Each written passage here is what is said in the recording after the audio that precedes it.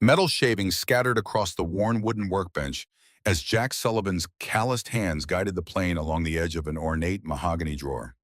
The late afternoon sunlight filtered through dusty windows of his small restoration workshop on the outskirts of Boston, catching motes of sawdust that danced in the air.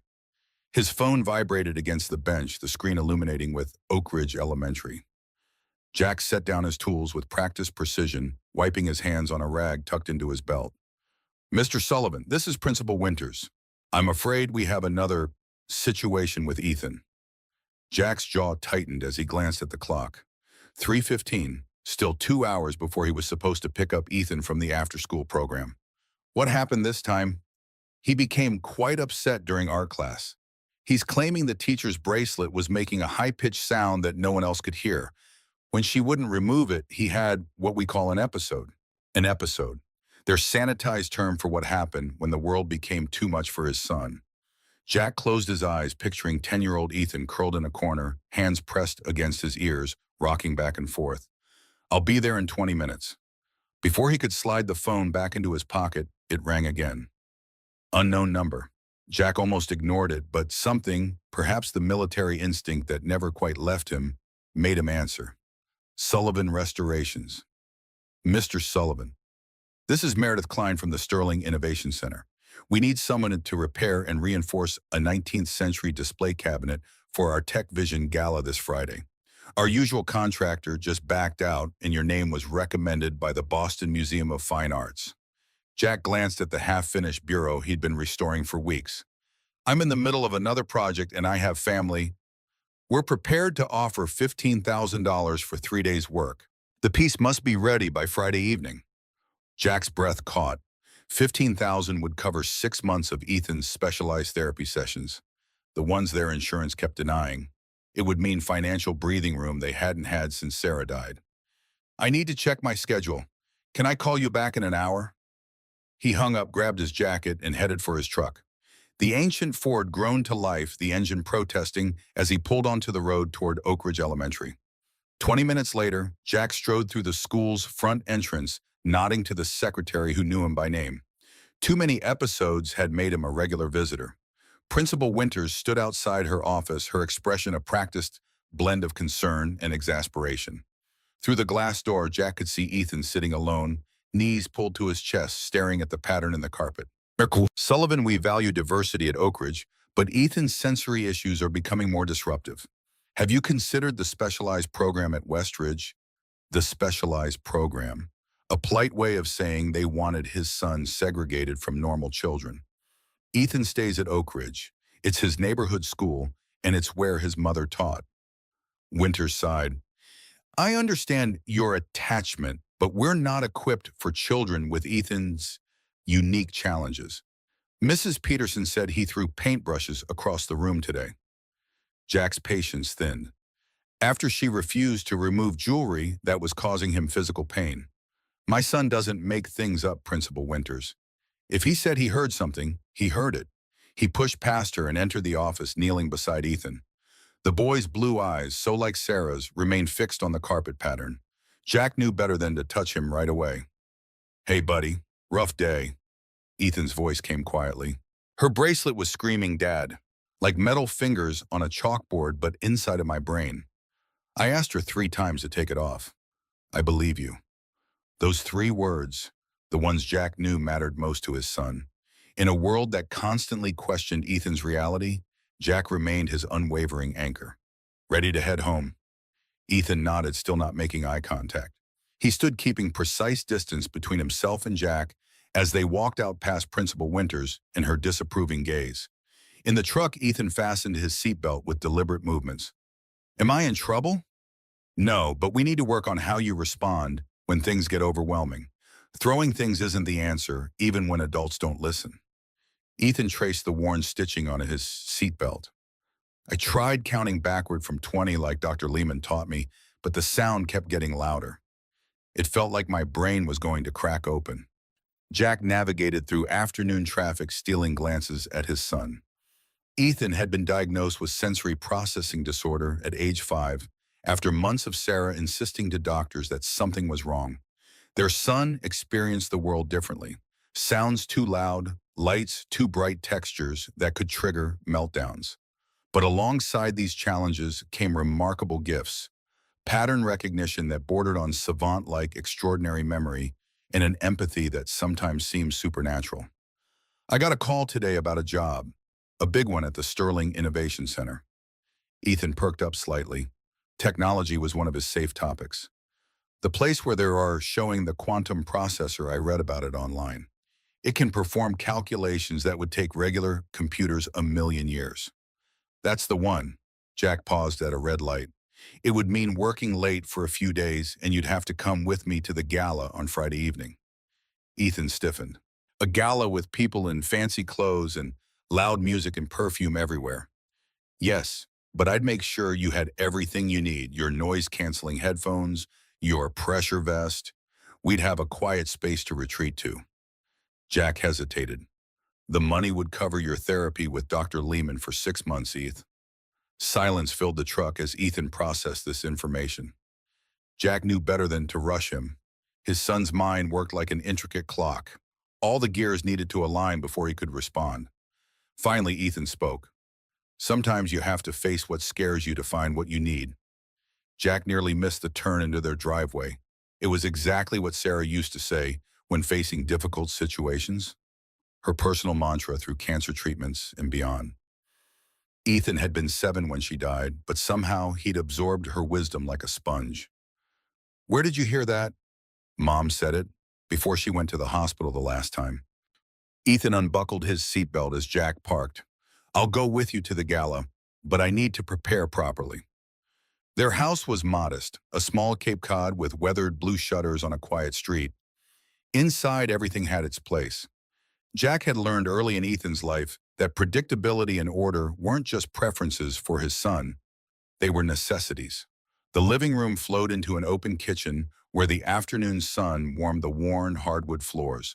Photos of Sarah lined the mantel, her laugh forever preserved in candid shots at beaches parks their wedding. Ethan headed straight for his command center, a desk in the corner of the living room with a laptop surrounded by neatly arranged notebooks and colored pencils. Jack watched as his son immediately began researching the Sterling Innovation Center, his small fingers flying over the keyboard. I'll make dinner, chicken and rice, okay?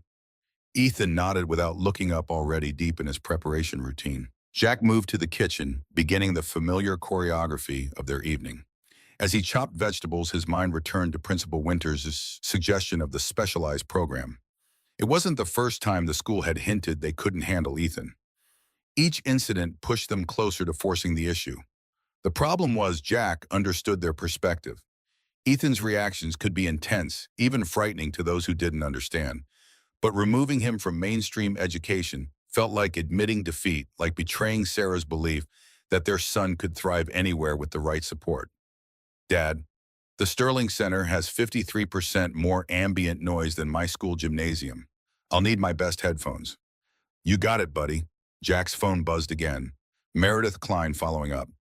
He answered, confirming he'd take the job, then texted Mike Peterson, his former teammate from the SEALs, who occasionally watched Ethan in emergencies. Mike was one of the few people Ethan trusted, partly because he followed Jack's protocols to the letter. Ethan, Mike's going to stay with you tomorrow while I assess the job at Sterling. That work for you? Only if he doesn't bring those chips again. They smell like old socks. Jack smiled. Ethan's sense of smell was as heightened as his hearing. I'll tell him. Plain pretzels only. That night, after Ethan's precise bedtime routine, teeth brushed for exactly 2 minutes, 3 sips of water, 2 pages of reading together, Jack sat on the edge of his son's bed. Ethan lay perfectly centered on the mattress, his blue rocket ship comforter pulled to exactly mid-chest. Dad, do you think Mom would be proud of me even with my episodes? The question blindsided Jack, bringing a sudden tightness to his throat. Your mom was proud of you from the moment you were born, Eth. She used to say your brain was like a Ferrari, high-performance equipment that just needed the right driver. But I got in trouble again today. You're learning to drive that Ferrari. Sometimes there are speed bumps. Jack gently adjusted the comforter. Your mom knew you'd face challenges, but she never doubted you'd overcome them. Neither do I. Ethan nodded, his eyes drifting to the photograph on his nightstand. Sarah holding him as a toddler, both laughing at something outside the frame. I miss her voice. Sometimes I can't remember exactly how it sounded. I know, buddy. Jack's heart ached with familiar weight. Sleep tight. Big day tomorrow. The next morning unfolded with their usual precision. Breakfast toast with the crusts removed, scrambled eggs with exactly 3 turns of the pepper grinder, medications. 1 blue pill for anxiety, 1 white for focus and clothing, soft cotton shirt without tags, elastic waistband pants, Velcro shoes. Jack marveled at how routine became ritual for Ethan, each step necessary for navigating a world that constantly overwhelmed him. Mike arrived at 8 sharp, his muscular frame filling the doorway. Like Jack, he'd left the military after multiple tours, but while Jack had sought peace and craftsmanship, Mike had become a private security consultant. Uncle Mike, Ethan didn't hug him. Physical contact remained challenging, but his whole body vibrated with excitement. Hey, little man, I brought the boring pretzels your dad demanded. Mike winked at Jack. And I thought maybe we could work on that model rocket today. Ethan nodded enthusiastically, and Jack felt a wave of gratitude for his friend's understanding. Mike had taken the time to learn Ethan's needs, never dismissing them as quirks or inconveniences. I'll be back by 3, Jack said, gathering his tools. Call if anything comes up. Mike nodded. We'll be fine. Go make some money. The Sterling Innovation Center rose from the Boston skyline like a gleaming glass monolith. Jack felt immediately out of place as he entered the lobby, in his worn jeans and work boots, carrying his toolbox past executives in tailored suits and researchers in pristine lab coats. Meredith Klein met him at the security desk, a poised woman in her 40s with sharp eyes that assessed him quickly. Mr. Sullivan, thank you for coming on such short notice. Her handshake was firm. The display case is this way. It's been in the Sterling family for generations, but it needs significant reinforcement to safely house the quantum processor prototype. She led him to a roped-off area where an ornate mahogany cabinet stood, its Victorian craftsmanship immediately apparent to Jack's trained eye. He circled it slowly, noting the hairline fractures in the joinery, the weakened hinges that had oxidized over decades. Beautiful piece. Louis XV influence, but American-made, circa 1890. Jack ran his fingers along a carved edge. I can stabilize it without compromising the aesthetics. It'll hold your processor securely. Meredith raised an eyebrow, clearly surprised by his knowledge. You know your antiques, Mr. Sullivan. Jack, and yes, it's my job to know. He opened his toolbox, extracting measuring tools. I'll need to remove it to my workshop today, return it Thursday for installation, then be here Friday evening to make any final adjustments before your gala. That won't work, a new voice entered the conversation. Jack turned to see a woman in a tailored navy suit approach, her dark hair pulled back in a sleek ponytail. She moved with the confident precision of someone accustomed to command. The cabinet can't leave the building. Security protocols. Jack straightened, meeting her gaze directly. Then I'll need a workspace here. Victoria Reed, she extended her hand, CEO of Reed Secure. We're handling cybersecurity for the processor unveiling. Her grip matched her demeanor. Strong, confident, no nonsense. Jack noted the intelligence in her eyes, but also something else. A guardedness that felt familiar. Jack Sullivan, we can make it work on site, but I'll need unrestricted access in a proper workspace. Victoria studied him for a moment, then nodded. Meredith will arrange it. The security team will need to vet you, of course. Naturally, I was a SEAL for 12 years. You'll find my credentials in order. Something flickered across Victoria's face. Recognition, perhaps, or reassessment. Military. That explains the posture. Special forces. Among other things. Well, Mr. Sullivan, we appreciate your flexibility. This unveiling represents years of work. She turned to leave, then paused. Will you be working alone? My son will assist me on Friday. He's 10. Victoria's eyebrow arched slightly. The gala is hardly appropriate for children. My son goes where I go. Jack's tone made it clear the matter wasn't negotiable. He'll be professional and stay out of everyone's way. She seemed about to object, then nodded curtly. Your call. Meredith will handle the details.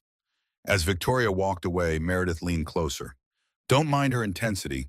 The quantum processor is revolutionary technology, and there have been attempts to access it by competitors. Security is understandably tight.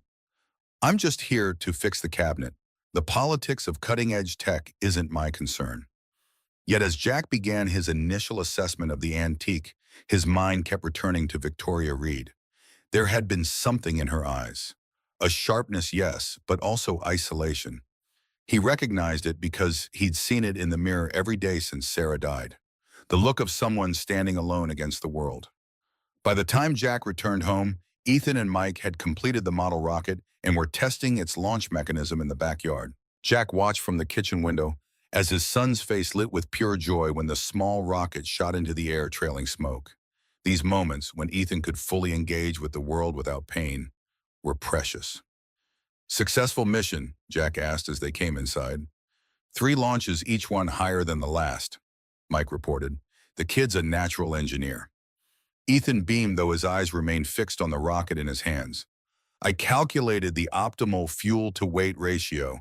Uncle Mike just helped with the dangerous parts." After Mike left, promising to return Friday to help get Ethan ready for the gala, Jack explained what he'd learned about the Sterling Center and the job. "I'll need to work there for the next 3 days. You'll come with me after school tomorrow and Thursday, then we'll both attend the gala Friday evening." Ethan nodded, already adding this information to his mental calendar. "Will I need to wear a tie?" "Yes, but I'll make sure it's the soft one without starch." Jack paused. "There's something else. I met someone today who reminded me a little of you." "How?" Ethan's attention sharpened. "She notices things others miss, sees patterns, stays alert to potential threats. Is she like me? Does she hear things others don't?"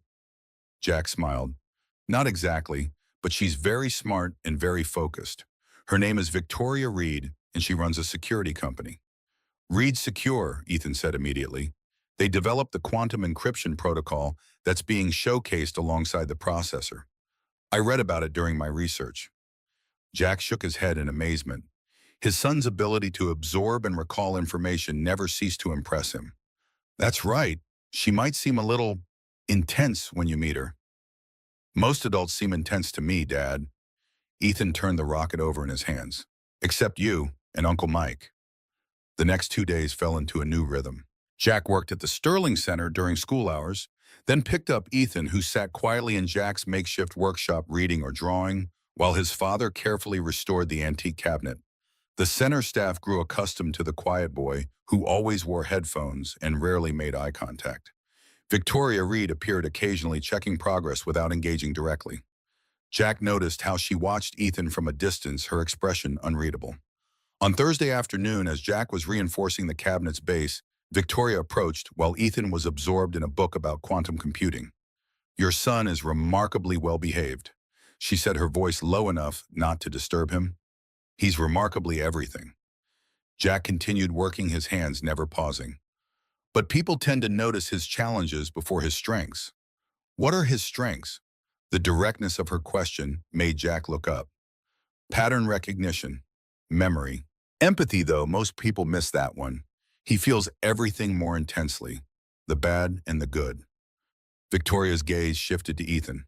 "Sensory processing issues, along with anxiety and some obsessive tendencies.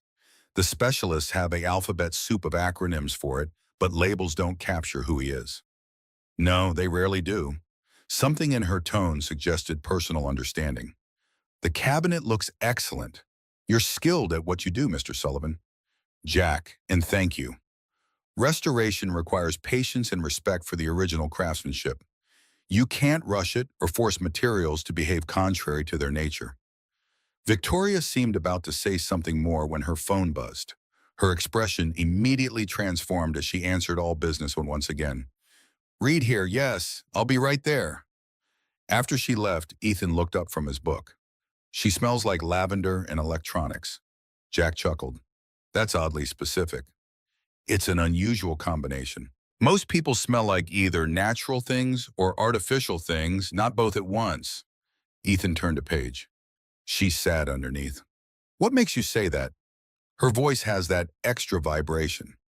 Like yours does sometimes when you talk about Mom." Jack paused in his work, studying his son. Ethan's perceptions often crossed into territory that seemed impossible, yet were invariably accurate in ways Jack couldn't explain. "Everyone carries something, buddy. even the strongest people. Friday morning arrived with a mixture of anticipation and dread. The cabinet was fully restored.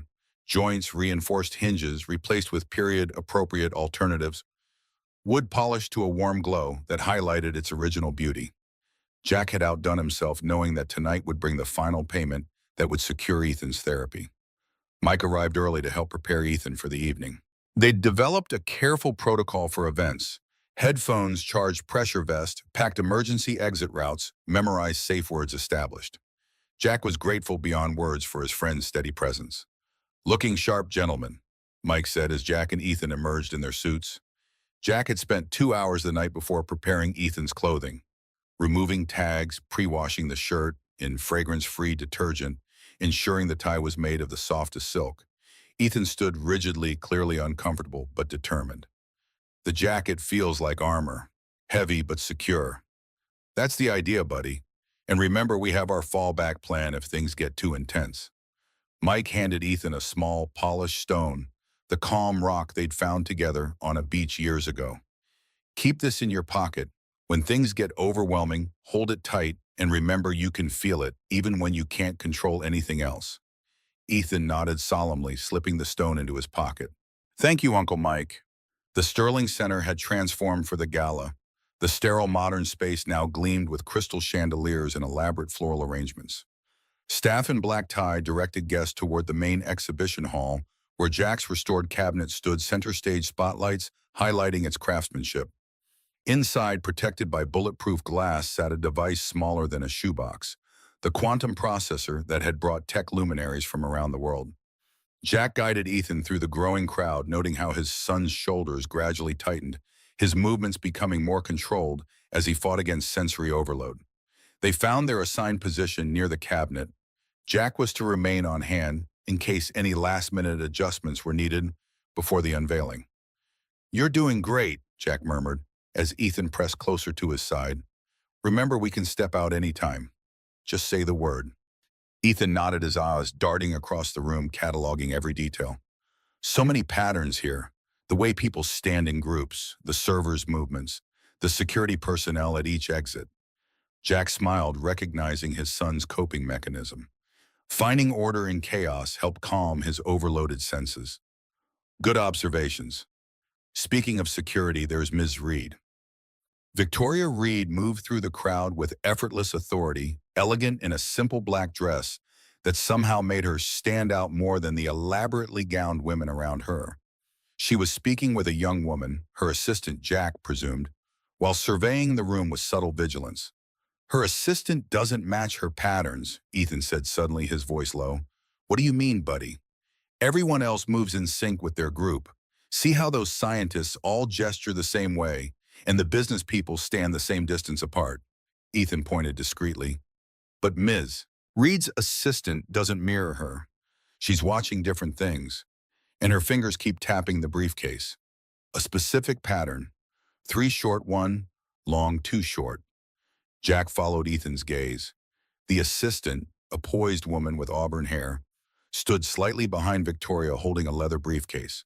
Nothing seemed immediately amiss, yet Jack had learned to trust Ethan's observations.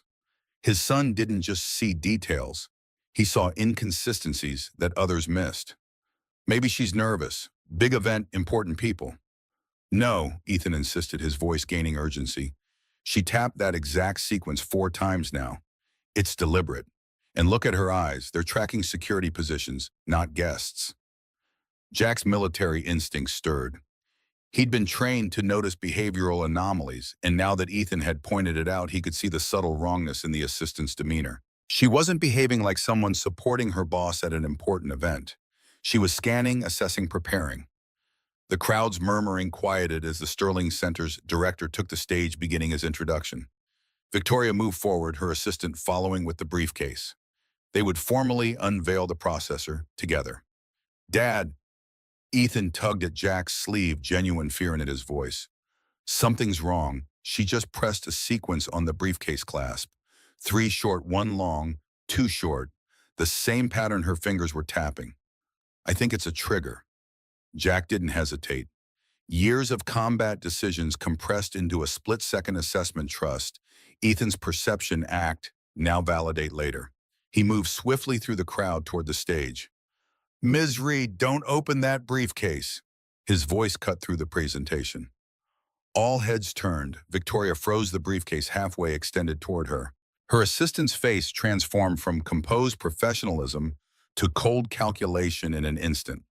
Security personnel converged from all directions, but Jack reached the stage first, positioning himself between Victoria and the assistant. Step away from the briefcase, now. The assistant's hand moved toward her jacket. Jack reacted instantly, using his body to shield Victoria while simultaneously catching the assistant's wrist in a grip that immobilized her without causing injury. Security, this briefcase may be rigged, Jack called out, his voice carrying the unmistakable command of someone accustomed to crisis situations. Everything happened at once. The assistant twisted free with unexpected strength and bolted toward a side exit. Security personnel tackled her before she reached it. Others carefully secured the briefcase, calling for the bomb squad. Guests scattered in controlled panic as evacuation protocols activated. Through it all, Jack maintained his position, protecting Victoria, who stood remarkably composed despite the chaos. How did you know? She asked, her voice steady. Not me, my son. Jack turned, scanning the crowd for Ethan. Panic surged through him when he couldn't immediately locate the boy. Ethan, he found his son minutes later, curled behind a decorative column, hands pressed over his ears, despite the headphones rocking slightly as tears streamed down his face. The combination of tension, noise, and chaos had pushed him past his threshold. Jack knelt beside him, careful not to touch. You're safe, buddy. You did amazing. You saved lives tonight. Ethan didn't respond, lost in sensory overload. Jack settled on the floor beside him, creating a barrier between his son and the chaotic room, waiting patiently for the episode to pass. He'd learned long ago that these moments couldn't be rushed. Victoria appeared concern evident in her expression. She assessed the situation quickly, then spoke to a nearby security officer. Minutes later, they were escorted to a quiet office away from the commotion. In the relative peace, Ethan gradually calmed, his breathing steadying as the overwhelming sensory input receded. Jack remained beside him, a steady, silent presence, until Ethan finally spoke. Did I make a mistake? His voice was barely audible. No, buddy. You were exactly right. The bomb squad confirmed it. The briefcase contained an explosive device. Your observation saved many lives, including Ms. Reed's. Victoria, who had been quietly watching from the doorway, stepped forward. Your father is correct, Ethan. You saw what everyone else missed. That makes you extraordinary. Ethan didn't look at her, but his rocking slowed. I noticed patterns. It's just how my brain works. Well, your brain works remarkably. Victoria sat carefully across from them. The authorities need statements from both of you, but that can wait until Ethan is ready. Jack nodded gratefully. Thank you for understanding. I understand more than you might think. She hesitated. My nephew is on the spectrum. Not the same challenges as Ethan, but I recognize an episode when I see one. Before Jack could respond, a federal agent appeared at the doorway. Ms. Reed, we need you to come with us immediately. Your assistant, Amanda Quinn, she's not who she claimed to be. This appears to be part of a larger corporate espionage operation. Victoria's composure faltered for the first time. Amanda's been with me for 3 years. She's had access to everything. Which is why we need to debrief you now. We believe this may be connected to attempts to steal your encryption technology. The agent glanced at Jack and Ethan. We'll need statements from them as well, but it can wait until morning. Jack helped Ethan to his feet. We're heading home. He needs familiar surroundings to recover. Victoria nodded, understanding. Of course. She reached into her purse and extracted a business card, writing something on the back before handing it to Jack. My personal number. If you need anything at all, please call. What you both did tonight, I'm in your debt. As they left the building, reporters had already gathered outside. Jack shielded Ethan, declining to answer questions as they pushed through to his truck. The boy was nearly asleep on his feet, emotionally and physically drained from the night's events. On the drive home, Jack's phone began ringing incessantly. News outlets seeking statements, no doubt. He silenced it, focusing on getting his exhausted son safely home. The implications of what had happened would wait until morning. Ethan fell asleep in the truck, something that hadn't happened since he was much younger. Jack carried him inside, gently removing his shoes and tie before tucking him into bed. He stood watching his son sleep for a long moment, overwhelmed with both pride and concern. His son had potentially saved dozens of lives tonight with his remarkable perception. Yet Jack knew what would follow. Media attention questions, people wanting to study Ethan's gift without understanding the challenges that came with it. The quiet life they'd carefully constructed was about to be upended. Jack settled into the chair beside Ethan's bed, unwilling to leave him alone after the evening's trauma. His phone vibrated with a text message. Victoria Reed. Your payment has been processed with a significant bonus. More importantly, thank you both. You've given me much to consider about perception and what we miss when we discount those who experience the world differently. Jack smiled slightly, setting the phone aside. The money would secure Ethan's therapy, but Victoria's message held something perhaps more valuable. Recognition of his son's worth exactly as he was. Morning came with the expected media frenzy.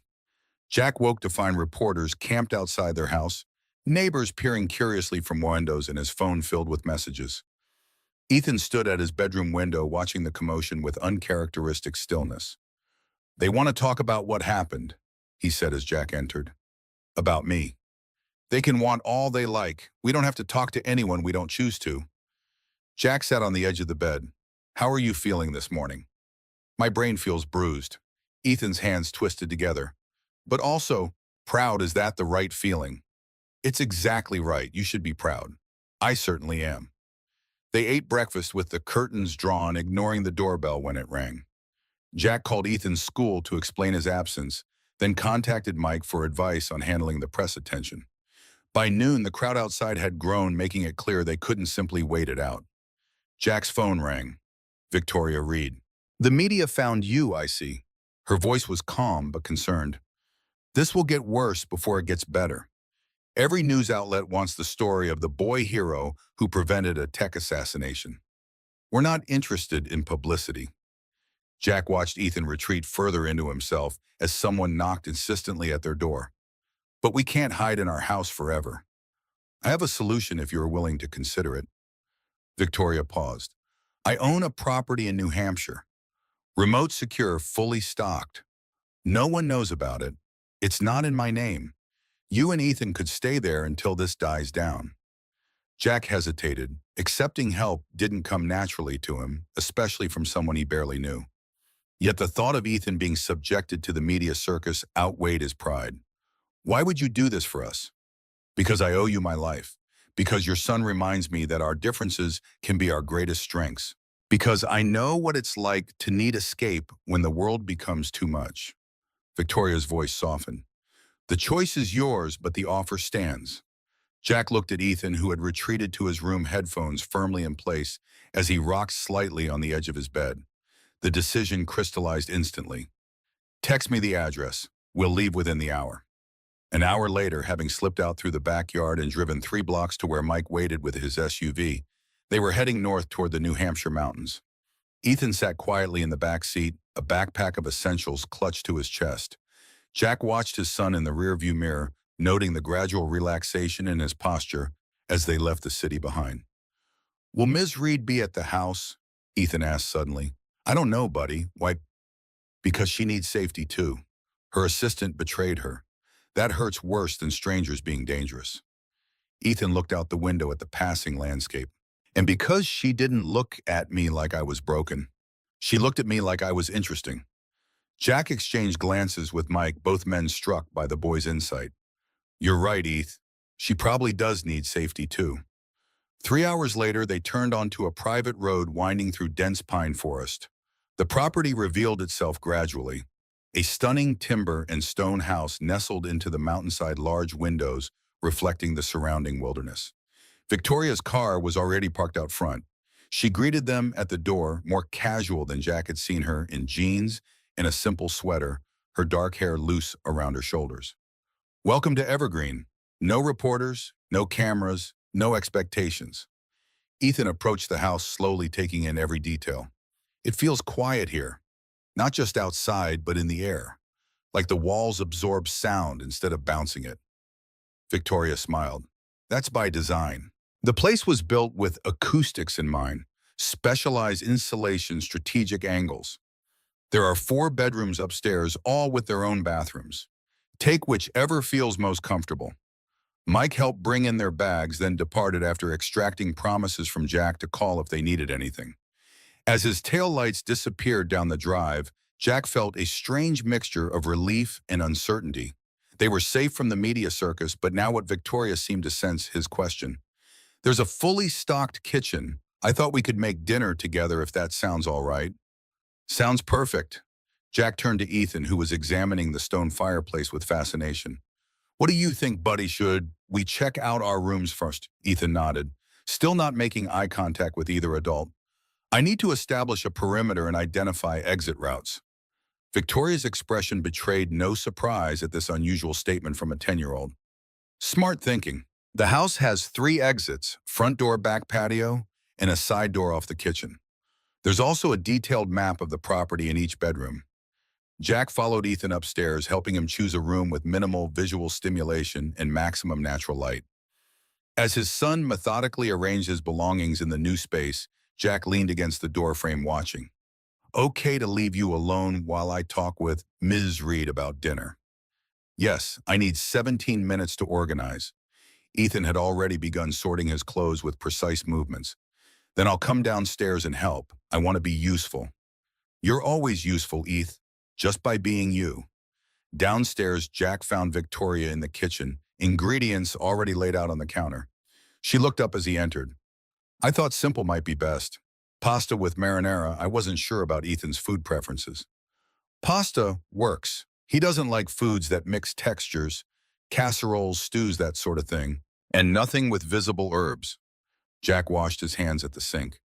Thank you for this. I know it's not exactly what you signed up for when you hired a restoration expert. Life rarely gives us what we expect. Victoria began chopping onions with surprising skill.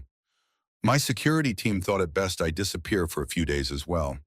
The investigation into Amanda, or whatever her real name is, has revealed connections to a larger corporate espionage network. Apparently, I've been targeted for some time. Must be difficult discovering someone you trusted was never who they claimed to be. Victoria's knife paused momentarily. 3 years. She knew everything about me, my schedule, my habits, my vulnerabilities. I'm supposed to be an expert in security, and I never suspected. The best deceptions are the ones that fit what we want to believe. No one is immune to that.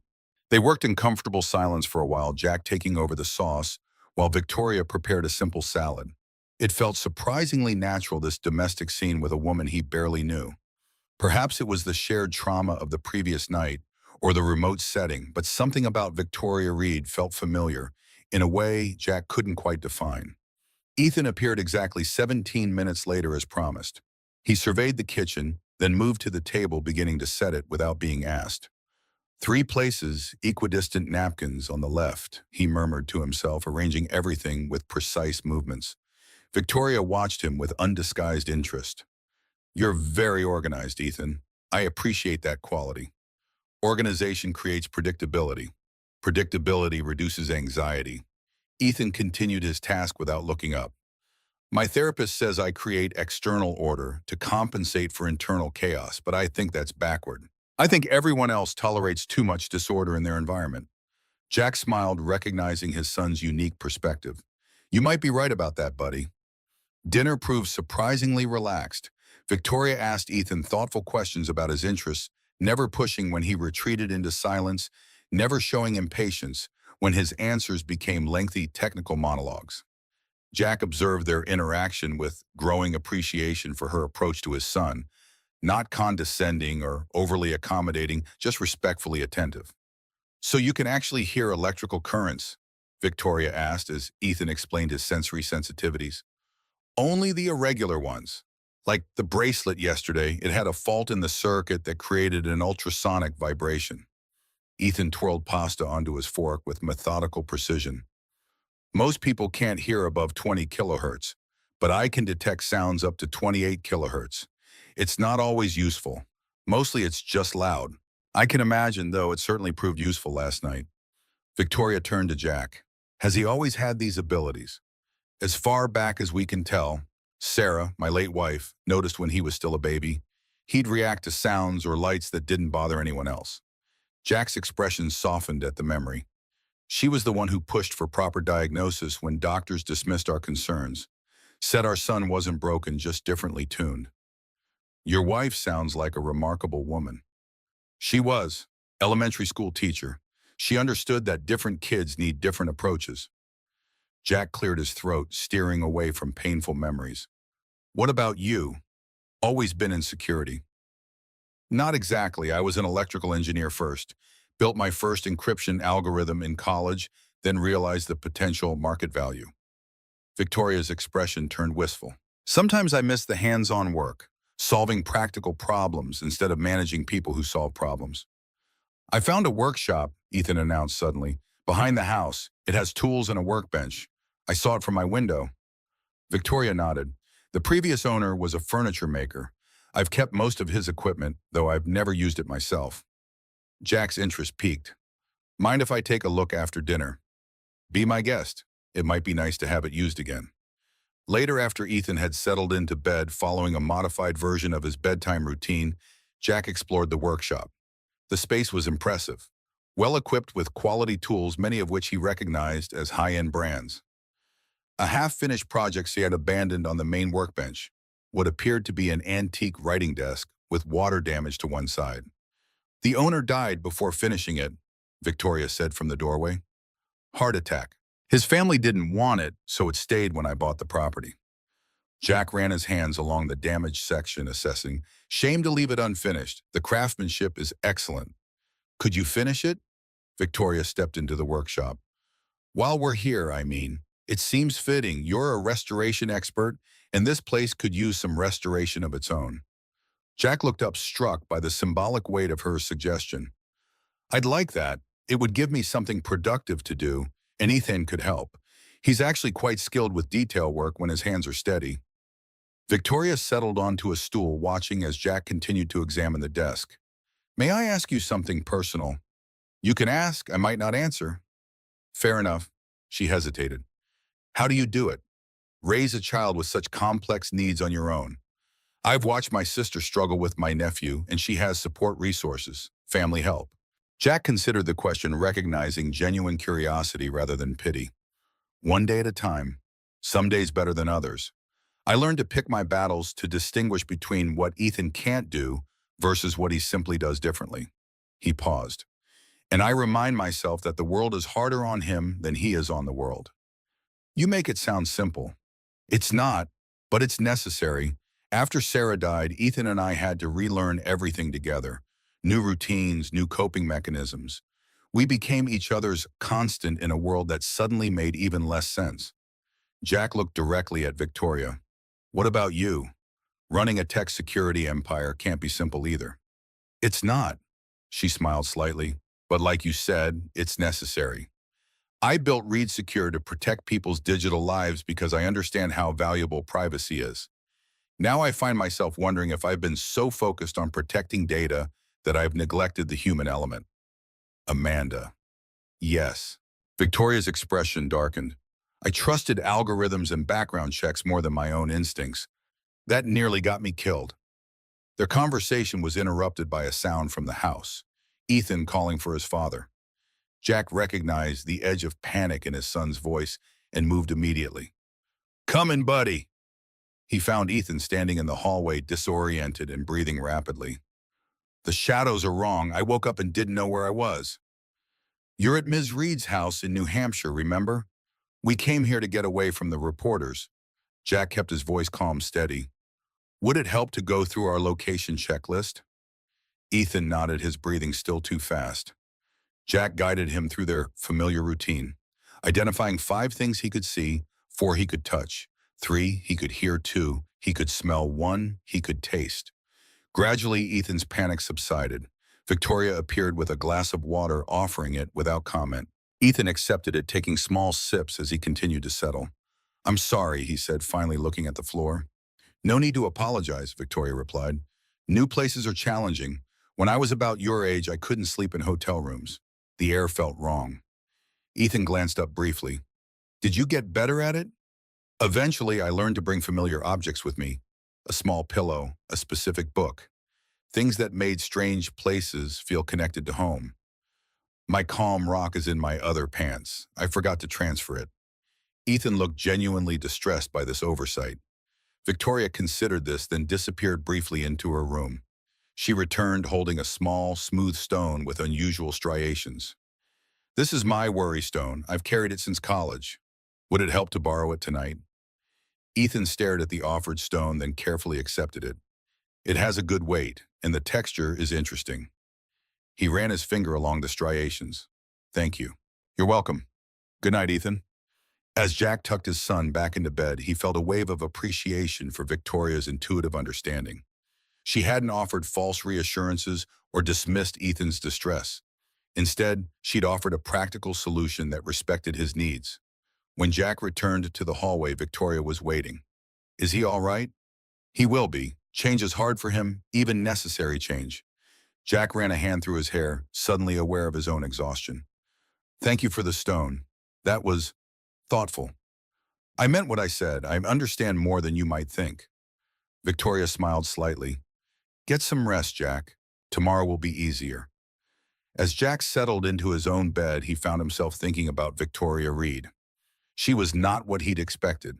The powerful CEO had shown compassion, understanding, and vulnerability that contrasted sharply with her professional persona. There was depth to her that intrigued him, layers that reminded him that people were rarely as simple as they first appeared. Just before sleep claimed him, his phone buzzed with a news alert. The story of the averted attack had exploded across national media. Their names weren't mentioned, but the article described a furniture restorer and his young son who had prevented a potential tragedy. It was only a matter of time before their identities became public. Jack set the phone aside, closing his eyes. For now, at least they were safe. Tomorrow would bring new challenges, but tonight in this quiet mountain refuge, they had found unexpected sanctuary, not just from the media, but from a world that too often misunderstood both his son's remarkable mind and his own determined heart. Morning light spilled through the windows of evergreen, casting geometric patterns across the hardwood floors. Jack stood at the bedroom window, watching the mist rise from the pines. After years of military-honed vigilance, followed by the hyper-awareness required to parent Ethan, sleeping past 6 felt like an indulgence bordering on dereliction. Yet his son's bedroom remained quiet, an unprecedented development that left Jack both relieved and slightly disoriented. He moved silently through the upstairs hallway, pausing at Ethan's partially open door. The boy slept peacefully, Victoria's worrystone still clutched in his palm. Jack studied his son's face, relaxed in sleep in a way it rarely was during waking hours. The constant processing, analyzing, and filtering that characterized Ethan's interaction with the world momentarily suspended. Downstairs, the scent of coffee guided him to the kitchen, where he found the pot freshly brewed, but no sign of Victoria. Through the back windows, he spotted her on the deck, steam rising from her mug as she gazed at the mountains. She'd clearly been up for some time, dressed in jeans and a simple sweater, her hair gathered in a loose ponytail. Jack poured himself coffee and joined her outside. The morning air carried the sharp scent of pine and the distant call of birds, a world away from the chaos they'd left behind in Boston. Ethan's still sleeping. Victoria offered the question without turning from her contemplation of the distant peaks. A first in recent memory. Jack settled against the railing. Your stone worked its magic. Some things ground us when everything else shifts. Victoria's gaze remained fixed on the mountains. The FBI called at 5 this morning. They've identified Amanda. Her fingers tightened around her mug. Real name Natalia Sorokin, former Russian intelligence operative recruited by Quantum Data Corporation 3 years ago, specifically to infiltrate my company. Jack processed this information automatically, military training kicking in to assess threat levels and potential vectors. Quantum Data is your main competitor. More like the antithesis of everything Reed Secure stands for. Victoria's voice hardened. They harvest user data, sell privacy vulnerabilities to the highest bidder, provide backdoors to governments and corporations alike. Our quantum encryption protocol would have rendered their entire business model obsolete. Her knuckles whitened around her mug. I should have seen it, Jack. 3 years.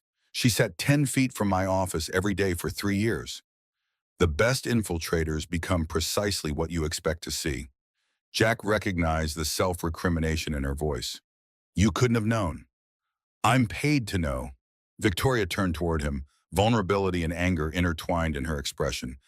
To anticipate threats, to recognize patterns, to protect data. Your 10-year-old son spent 5 minutes in a room with her and saw what I missed after 1,000 days. Before Jack could respond, the sliding door opened. Ethan stood in the threshold, Victoria's worry stone clutched in his palm. Despite the unfamiliar surroundings and previous night's disorientation, he looked remarkably centered, eyes clear, posture steady. "They'll try again," he stated, his quiet voice carrying in the morning stillness. "Bad patterns don't stop unless they're completely blocked." Victoria straightened, studying Ethan with renewed intensity. "What makes you say that, Ethan?" "The woman Amanda, not Amanda, she was just one piece." Ethan stepped onto the deck, maintaining his careful distance from both adults. "Like in chess, you don't just move one piece, you have a whole strategy." His fingers worked methodically over the worrystone's surface. "Dad says when people want something badly enough, they keep trying different approaches until they succeed." Jack recognized the strategic principle he'd explained to Ethan once after a particularly difficult school interaction. His son's ability to apply concepts across entirely different contexts never ceased to amaze him. Victoria nodded, her professional demeanor reasserting itself. "Quantum data has resources, motivation, and apparently few ethical boundaries. The FBI believes they've been targeting my company for over a year, system infiltration attempts, trying to recruit my engineers, now this." "So what's the plan?" Jack drained his coffee. "We can't hide on this mountain forever, as peaceful as it is. My security team wants me at a secure location until they identify all possible threats." Victoria's expression hardened with determination. "But I'm done running. Quantum data wants my encryption protocol. Let's give them something else entirely." Ethan looked up, sudden interest, breaking through his usual reserve. "A trap?" "Exactly." Victoria's smile transformed her face, revealing the strategic mind that had built her empire. "I'm announcing a public demonstration of the protocol at our Boston headquarters next week. The real protocol will remain secure at an undisclosed location, but we'll put out something that looks legitimate enough to bait whoever's running this operation. Using yourself as bait is risky." Jack's tactical assessment kicked in automatically. "Quantum data has already demonstrated they're willing to kill, which is exactly why I need your help." Victoria looked directly at Jack, then Ethan. "Both of you." Ethan's fingers worked nervously over the stone surface. "You want me to look for bad patterns again?" "Only if you're willing." Victoria knelt to Ethan's eye level without invading his space, a gesture that impressed Jack with its intuitive understanding of his son's boundaries. "Your father and I would create a safe observation post with noise-canceling equipment, limited sensory input, and a clear exit strategy. But only if you choose this, Ethan. This isn't your fight." Jack felt a surge of protective instinct. "Victoria, I can't intentionally put my son in danger. I want to help." Ethan's voice was small but determined. "The patterns are important. They hurt people when nobody sees them." Jack recognized the stubborn set of Ethan's jaw, an expression so like Sarah's when she'd made up her mind about something. "Buddy, this isn't a school art class. These people are dangerous." "I know. That's why they need to be stopped." Ethan turned the worrystone over in his hands.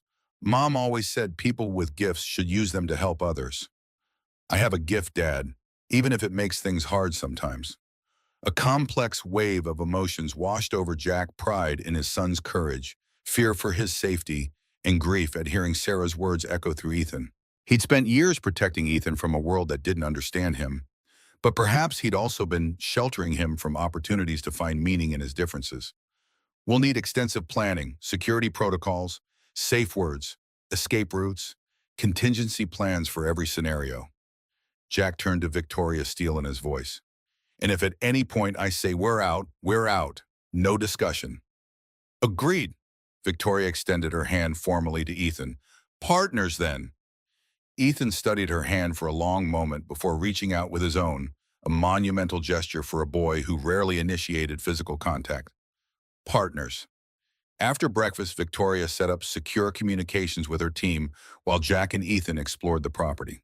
The crisp mountain air and natural environment seemed to invigorate Ethan, whose curiosity emerged without the usual overlay of anxiety that characterized his interactions in more stimulating environments. They hiked along a well-maintained trail through the pine forest, Ethan stopping periodically to examine interesting rock formations or identify bird calls. Dad, Ethan knelt beside a mountain stream watching water patterns over smooth stones. This house wasn't built for Ms. Reed. Jack settled on a nearby boulder, giving Ethan space while remaining close enough for conversation. What do you mean, buddy? It's built for someone with sensory issues. The acoustic design, the lighting systems, the way the spaces transition. Ethan traced patterns in the wet sand along the stream bank. Ms. Reed doesn't have sensory processing disorder, but she built this place for someone who does. Jack considered this insight. Maybe her nephew, she mentioned he's on the spectrum. No, it's older than that. Ethan's fingers stilled on the sand, and the workshop tools, they were her father's, not the previous owners, like she said. She touches them like they're memories. Once again, Jack marveled at his son's perception. While most people saw Ethan's challenges, Jack witnessed the profound gifts that came with his unique neurology. You see a lot that others miss, buddy. I can't help it. Patterns are everywhere, shouting to be noticed. Ethan stood brushing sand from his fingers. Sometimes I wish I could turn it off, like normal people. Normal is overrated. Jack rose beside him. And for what it's worth, I think Ms. Reed appreciates that you notice things others don't. When they returned to the house, they found Victoria in the kitchen preparing lunch, simple sandwiches with ingredients separated on Ethan's plate, just as Jack had mentioned he preferred. The thoughtfulness of the gesture wasn't lost on Jack. I spoke with my team, Victoria said as they ate. They're setting up everything according to our specifications. The announcement about the demonstration goes out tomorrow morning. What's your security presence like at headquarters?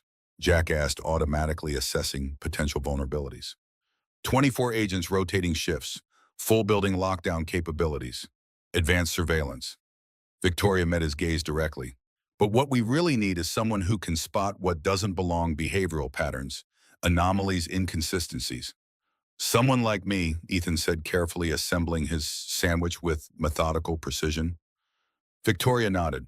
Exactly like you, if you're still willing. After lunch, Ethan retreated to his room for what he called processing time, a necessary break to recharge his sensory batteries. Jack used the opportunity to explore the workshop behind the house more thoroughly. The space was impressive, well-equipped with quality tools arranged with the same precision Ethan would appreciate. The half-finished writing desk sat on the main workbench, its water-damaged section a stark contrast to the otherwise exquisite craftsmanship. My father's tools. Victoria's voice came from the doorway. Not the previous owners. You notice Ethan did, actually. Jack ran his hand along the damaged section of the desk. You inherited his technical aptitude, among other things. Victoria stepped into the workshop, her presence altering the space in subtle ways. He was brilliant MIT, educated engineer, inventor, or always building or fixing something. But he couldn't fix everything. Jack continued his assessment of the desk, giving her space to continue or not. Sometimes silence created the room people needed to share difficult truths. My mother had what we now recognize as a combination of bipolar disorder and sensory processing issues. In the 80s, they just called her difficult or high-strung. Victoria picked up a finely crafted chisel, turning it over in her hands. When her mental health deteriorated, my father retreated to his workshop, lost himself in projects while I became her caretaker at 14. The revelation explains so much: Victoria's self-reliance, her controlled demeanor, her unexpected understanding of Ethan's needs. That's why you built Reed Secure. Protection when systems fail. Protection I couldn't give her, Pia. Victoria replaced the chisel with careful precision. I built this house with acoustic dampening and sensory considerations because that's what she needed and never got. She died thinking the world was conspiring against her, when really it was just too loud, too bright, too much. Jack recognized the weight of old regrets in her voice. You were a child yourself. You did what you could. As did you after Sarah died. Victoria's perceptiveness, it startled him. Ethan told me this morning about the cancer, how quickly it progressed, how you learned everything about sensory processing disorder while grieving your wife. That takes exceptional strength, Jack. Or exceptional fear of failing someone who depends on you completely. The admission surprised even Jack. Every day I worry I'm not enough, that Sarah would have known better how to help him navigate the world. Yet here you are helping him use his gifts rather than hide them. Victoria's gaze held his something shifting in her expression. That's courage most parents never find regardless of their children's needs. Jack turned his attention back to the desk, uncomfortable with both the praise and the increasing pull he felt toward Victoria. This desk could be restored. The damage is significant, but not beyond repair. Could you finish it? Victoria asked, accepting his redirection. While we're here, I mean, seems fitting, a restoration expert restoring what was abandoned. The symbolism wasn't lost on Jack. I'd like that, and Ethan could help. He's surprisingly good with detail work when his hands are steady. They spent the afternoon developing protocols for the upcoming operation. Jack brought both his military expertise and intimate knowledge of Ethan's needs, while Victoria contributed her security background and company knowledge. They mapped contingencies, exit strategies, and communication systems on the large dining table, occasionally interrupted by Ethan's insightful questions or observations as he drifted in and out of their planning. By evening, Jack felt the familiar tension building in his shoulders, the weight of responsibility, the constant awareness that any oversight could lead to disaster. He found himself back in the workshop after dinner, methodically organizing tools as Ethan prepared for bed, a coping mechanism he'd developed during particularly stressful deployments. His phone buzzed with a text from Mike Peterson, and Jack stepped outside to take the call. The media found your general location, brother. Not the specific property yet, but they know you're somewhere in the White Mountains. Mike's voice carried the tension of someone delivering unwelcome news.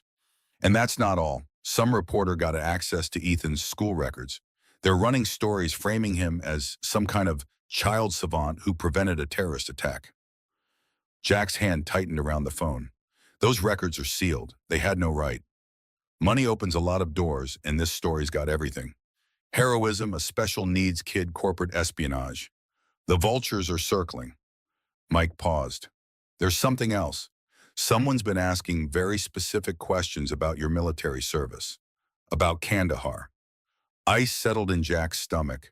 The operation that had haunted his dreams for years, the intelligence failure that had led to civilian casualties, the investigation that had cleared him officially while leaving his conscience forever scarred. Who's asking? Anonymous tips to reporters. They're digging into the incident report, looking for angles. Could be quantum data trying to discredit you before the demonstration. Or pressure me to back out. Jack watched through the window as Victoria worked on her laptop in the living room, unaware of this new threat. Anything about Sarah or Ethan's adoption? Not yet, but I've put out some countermeasures called in favors from guys who owe us. We're monitoring. Mike's voice lowered. Jack, if they are digging into Kandahar, they might find the connection to Ethan. The connection that nobody knew that Ethan's birth mother had been Afghan killed during a separate military action.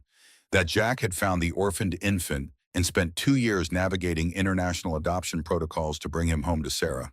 That his guilt over civilian casualties had driven his determination to give at least one child a future. Keep me posted. Jack ended the call, dread settling like lead in his chest. He found Victoria still working in the living room, face illuminated by her laptop as the evening shadows lengthened. She looked up as he approached, immediately reading the tension in his posture. What's happened? Quantum data is getting desperate. Jack settled into a chair across from her. They're digging into my military background, looking for leverage. Victoria's expression hardened. Let me guess, Kandahar. Jack stared at her, shock momentarily overriding caution. How do you know about that? I don't specifically, but you have the look of someone carrying old battlefield wounds. Victoria closed her laptop. I've worked with enough veterans to recognize the signs of an operation gone wrong. Something that doesn't show up in official reports but weighs on the soul. The simplicity of her assessment disarmed him. Most people either glorified military service or condemned its excesses, rarely understanding the complex reality between. Intelligence failure. A family died because of information we were given. Jack hadn't spoken of it in years, not even to Mike. I was cleared by the investigation, but clearing paperwork doesn't clear conscience. Victoria nodded, offering neither hollow comfort nor judgment. And now quantum data wants to use it against you. Against Ethan, more likely. Media's already accessed his school records, painting him as some miracle child. Jack's jaw tightened.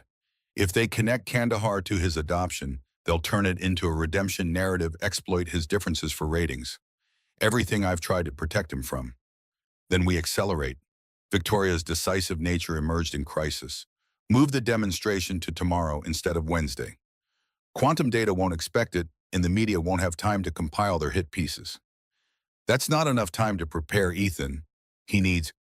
What he needs is to complete this mission before his privacy is completely shattered. Victoria's voice carried absolute conviction. My team can be ready by tomorrow afternoon. Can yours? Jack recognized the logic in her strategy, even as his protective instincts resisted. I need to talk to Ethan first. This has to be his choice. He found his son in his bedroom, meticulously reorganizing his backpack contents, a self-soothing behavior Jack recognized from countless school mornings and therapy sessions. Jack sat on the edge of the bed, giving Ethan space while remaining close enough for conversation. Hey, buddy, there's been a change of plans. The bad people are trying to find information about us, about your school records, about my military service. Ethan's hand stilled. They want to make you not help Ms. Reed. Yes, and they're going to write stories about you that might make things difficult when we go home. Jack chose his words carefully, balancing truth with age-appropriate explanation. Ms. Reed thinks we should move the demonstration to tomorrow instead of waiting. Ethan resumed his organizing, but Jack recognized it as processing behavior rather than avoidance. Less preparation time, higher stress variables, increased likelihood of sensory overload. That's right, which is why this has to be your decision. Jack maintained eye contact as Ethan glanced up. If you want to back out, we can. No one would blame you. Would the bad people win? Maybe, maybe not. Ms. Reed would find another way. Ethan considered this with the logical precision that characterized his thinking, but I would know I had a chance to help and didn't take it because I was scared. Being scared is reasonable when facing dangerous situations, Ethan. It's not a failure. Being scared isn't the problem. Ethan zipped his backpack with finality. Running away because you're scared is. You taught me that. Once again, Jack found himself humbled by his son's courage. For all Ethan's challenges navigating the everyday world, he possessed a moral clarity that many adults lacked. Then we do it tomorrow, but you remember our safe word, right? Red lighthouse. Ethan nodded. And you'll be with me the whole time. The whole time, Jack promised, wondering if he could keep that promise against whatever quantum data had planned. Victoria set things in motion immediately, her team implementing the accelerated timeline with military precision. By morning, they were packed and ready to return to Boston, the sanctuary of Evergreen reluctantly left behind. The drive back was tense with anticipation. Jack, Victoria, and Ethan traveled in her security team's unmarked SUV, taking back roads to avoid potential surveillance. Ethan sat between them in the backseat, headphones on, methodically reviewing printouts of the building layout and security camera positions. Victoria's phone buzzed with updates from her team. Security reports no unusual activity at headquarters. Media got wind of the schedule change, but they're attributing it to technical considerations, not security concerns. And quantum data, Jack kept his voice level for Ethan's sake.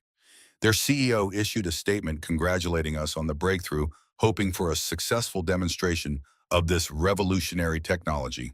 Standard corporate doublespeak. Victoria's expression hardened. But 3 known quantum data consultants have been tracked entering Boston in the last 12 hours. They took the bait. Jack glanced at Ethan, who continued studying his materials, apparently absorbed but likely processing every word. What about the real encryption protocol? Secure at our auxiliary facility in Portland. What we're demonstrating today is a sophisticated simulation, enough technical elements to seem legitimate, but ultimately useless to anyone who steals it. Victoria's strategic mind continued to impress Jack. The trap isn't just identifying who quantum data sends, it's proving corporate espionage definitively by catching them in the act. They arrived at Reed Secure headquarters through the underground parking garage, bypassing the media gathering at the main entrance. Victoria's security chief, a former Secret Service agent named Donovan, met them at the elevator. Building secure, ma'am. All personnel verified with biometric confirmation. Observation room is prepped to Mr. Sullivan's specifications. Donovan nodded respectfully to Jack and Ethan. FBI has a cyber team monitoring all communications in and out of the building. If quantum data makes a move, we'll have them. Victoria led them through secure corridors to the observation suite where Ethan would monitor the demonstration. The room had been transformed according to the specifications Jack had provided: indirect lighting, sound dampening panels, ergonomic seating, and most importantly, a wall of monitors displaying feeds from every security camera in the building. Ethan approached the setup with obvious fascination. 37 camera feeds, all controllable from this station, complete pan, tilt, and zoom capabilities. Donovan demonstrated the simplified control panel they'd created for Ethan. And these monitors show heat signatures from the thermal imaging system. Jack inspected every aspect of the room from the emergency exit to the communication systems. Years of military planning had taught him to anticipate worst-case scenarios, and with Ethan's safety at stake, he left nothing to chance. Demonstration begins in 90 minutes. Victoria checked her watch. I need to brief the technical team and speak with the media representatives. Will you both be okay here? Jack nodded, already helping Ethan set up his monitoring station. We'll be fine. Just make sure Donovan's team is ready to move the moment Ethan identifies anything suspicious. As Victoria left, Ethan settled into the chair before the monitors, adjusting his headset with practiced precision. I can see everyone, Dad, all the patterns. That's right, buddy. You're our eyes today. Jack placed a reassuring hand near but not on Ethan's shoulder.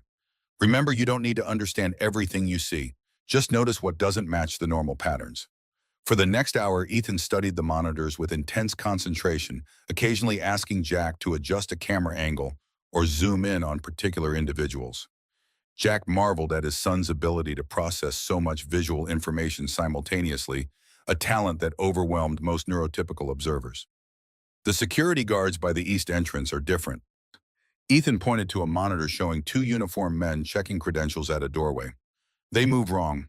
Jack studied the men, noting subtle inconsistencies in their posture and behavior. Good catch. What seems off about them? Real guards scan IDs in the same pattern every time. Left to right, then top to bottom. Ethan's finger traced the movement on screen.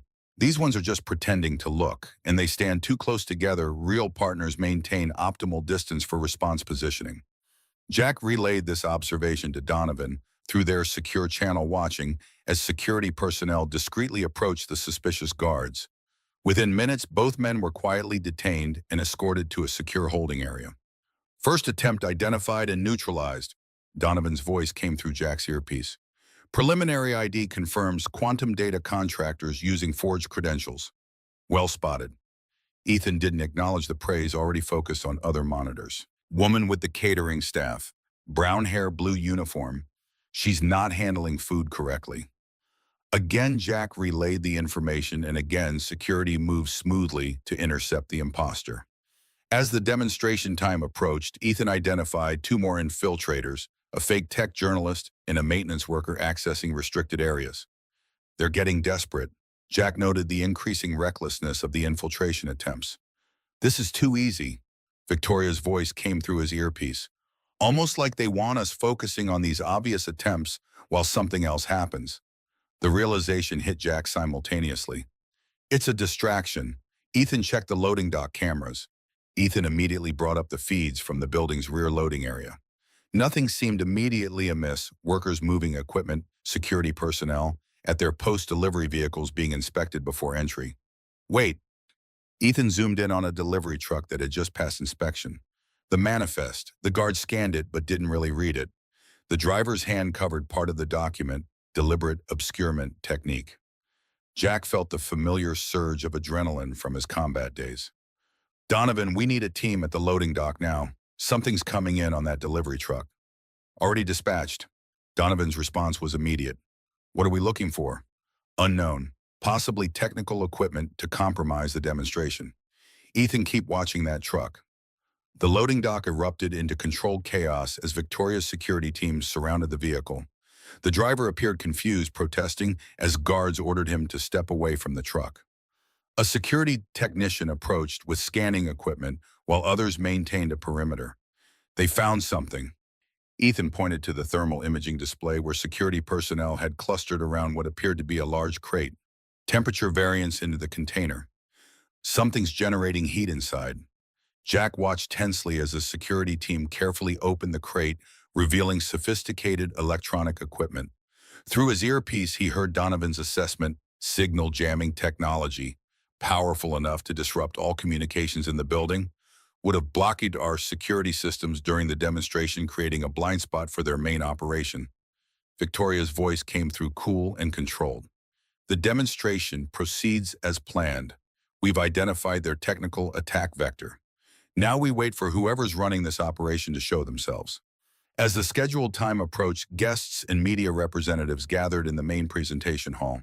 Jack watched through the security feeds as Victoria took the stage, poised and confident in a tailored suit that projected authority. From their secured observation room, Ethan monitored every screen with unwavering focus, his fingers occasionally adjusting camera angles for better views. "Dad, there's someone new." Ethan pointed to a monitor showing the executive entrance. Man in the gray suit with the silver tie pin. He arrived with the venture capital group, but doesn't move like them. Jack studied the figure, distinguished, late 50s, moving with the confident ease of someone accustomed to power. "Can you get a clearer image of his face?" Ethan zoomed the camera, bringing the man's features into sharp focus.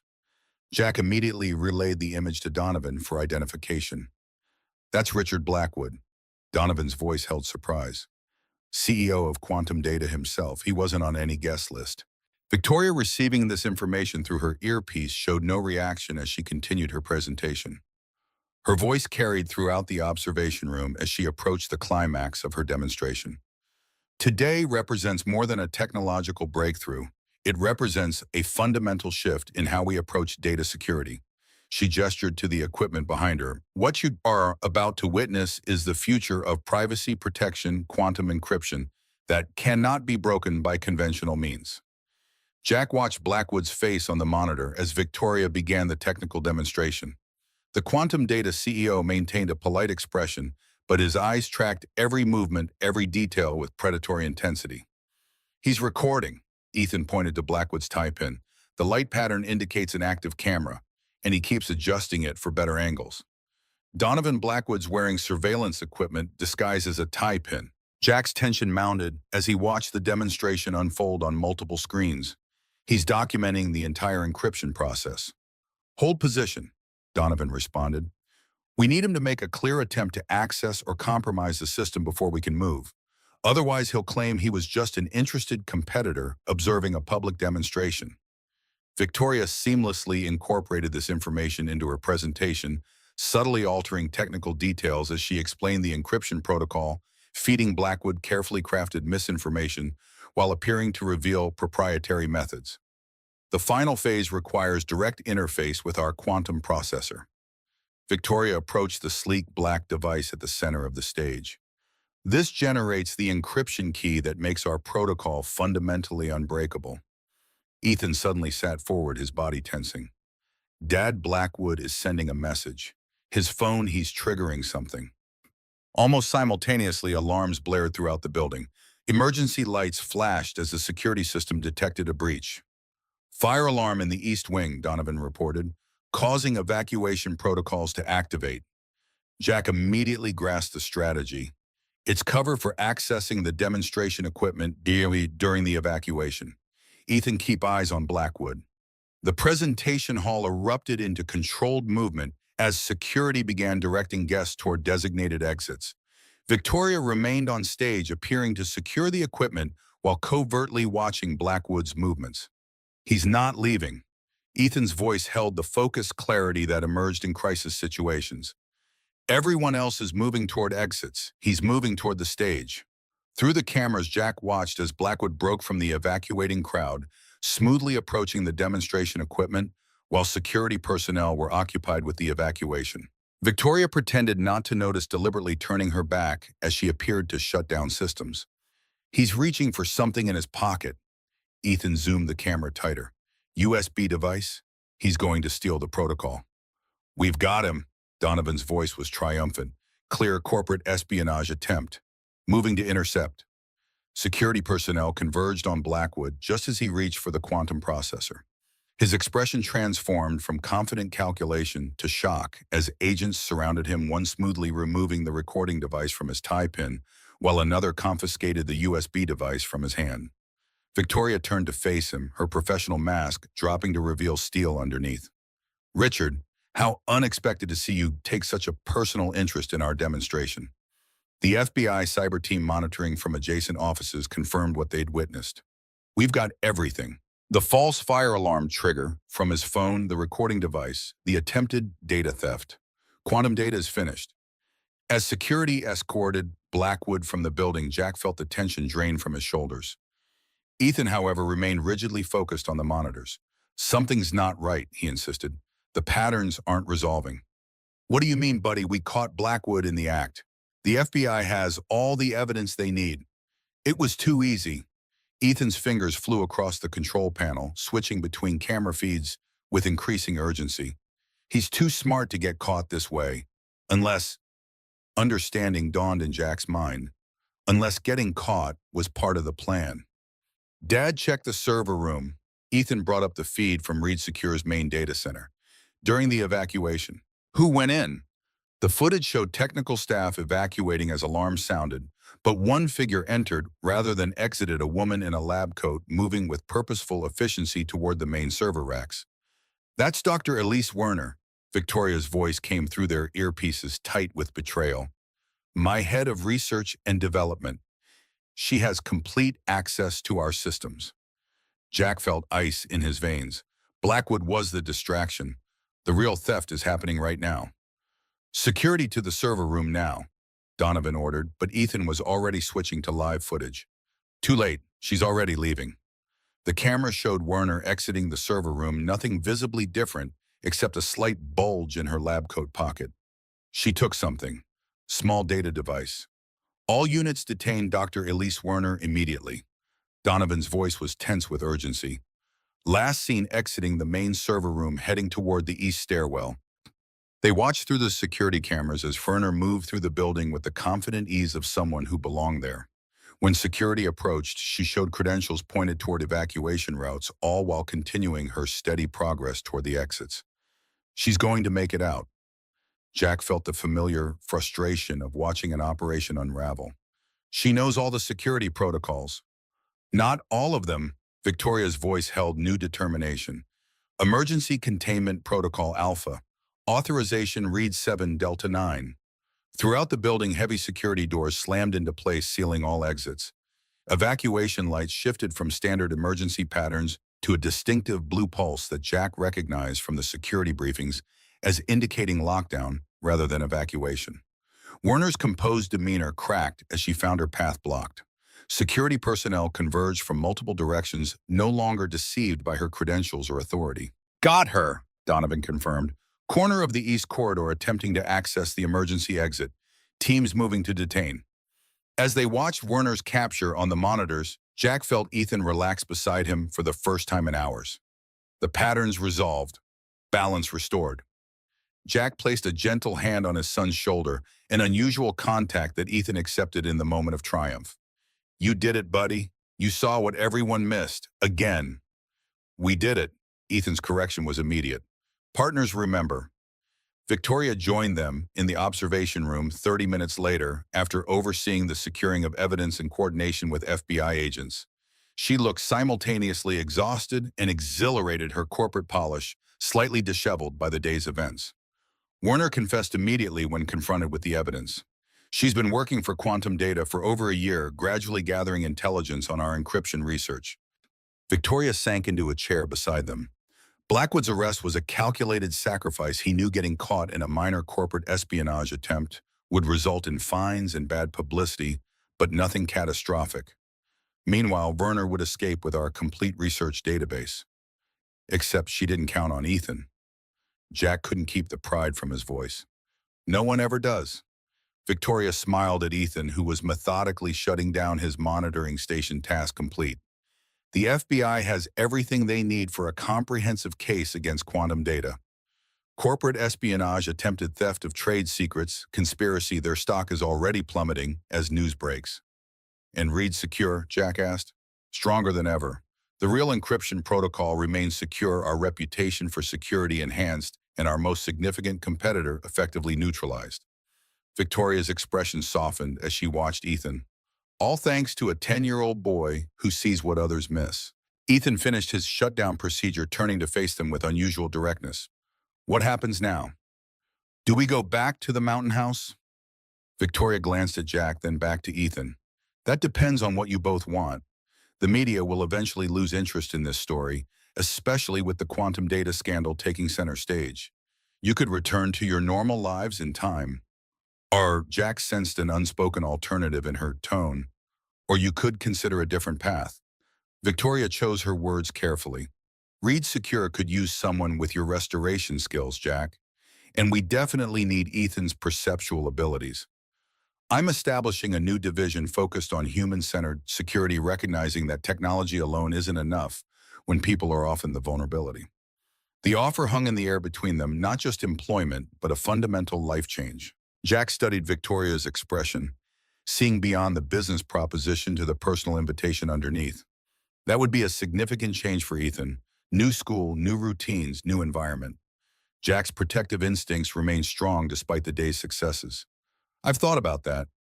Victoria's thoroughness impressed him yet again.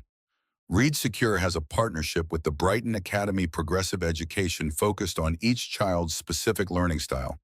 They have an exceptional program for neurodivergent students integrated into mainstream classrooms with appropriate supports. Ethan, who had been listening intently, spoke up. I'd like to visit the school before deciding, see their patterns, assess compatibility variables. Of course, Victoria's smile held genuine warmth.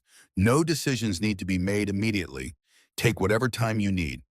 Later, as they prepared to leave the building, Jack found himself standing with Victoria in her office, Boston's evening skyline glittering beyond the windows.